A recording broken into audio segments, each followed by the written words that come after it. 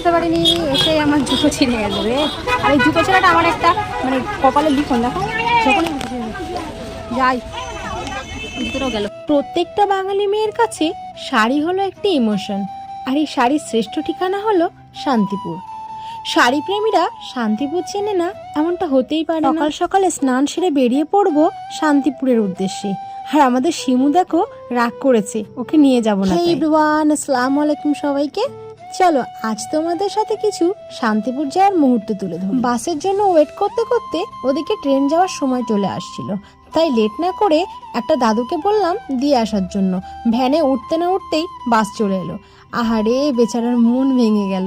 Sorry দাদু, এদিকে দেখো বাসে টোটালি আমরা সিট পাইনি, মাত্র 45 মিনিটের রাস্তা। বাসে গেলে খুব তাড়াতাড়ি পৌঁছে যেতাম, সেজন্যই আমাদের মূলত বাসে যাওয়া, তাই ভ্যানটাকে আমরা রিজেক্ট করে দিয়েছিলাম।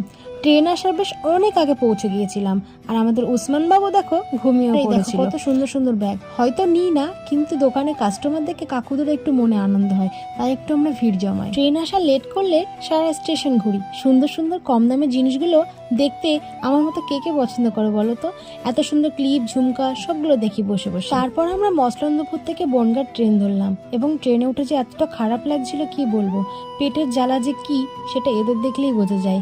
একটু খাওয়ার জন্য, আর এদিকে আমরা বাড়িতে কত খাওয়ার নষ্ট করি, কত খাওয়ার অপচয় করি, কত টাকা এদিক ওদিক উড়িয়ে দিই। তবে এইটুকু বাচ্চাদের বিগ স্যালুট, বিকজ তারা ভিক্ষা করে তো খাচ্ছে। মায়ের কাছে একটু জেদ করায় মা আমাকে দুটো বাদাম কিনে দেয়, আর আমি ঝাল খেতে খুব ভালোবাসি, তাই কাঁচা বাদাম দিয়ে আমি ঝাল মেরে দিচ্ছিলাম। বনগাঁ থেকে ট্রেন ধরে শান্তিপুর নামলাম। মাঝে রানুদির বাড়ি যেতে খুব ইচ্ছে করছিল, ভাবছিলাম রানুদির বাড়ি থেকে ঘুরে আসি। চারপাশে সুন্দর দৃশ্য দেখে ভাবছিলাম মানুষ কতটা অসহায়, সেটা যে তার জায়গায় থাকে সেই বোঝে, তার জায়গায় না থাকলে কখনো বোঝা যাবে না। ট্রেন থেকে নেমে সবেমাত্র পৌঁছলাম, আর আমার জুতোটাও ছিঁড়ে গেল। আর এটা আমার সাথেই প্রথম না, এর আগে বহুবার হয়েছে। জানি না আমার হাঁটা খারাপ, নাকি আমার জুতো খারাপ, নাকি আমার কপাল। যাই হোক, এর আগে বহু ব্যান্ডেজ তৈরি করা দেখেছি, কিন্তু শাড়ি বোনা এই ফার্স্ট টাইম। তবে এখানে এসে একটা জিনিস বুঝলাম, মাথা যন্ত্রণা ফ্রি।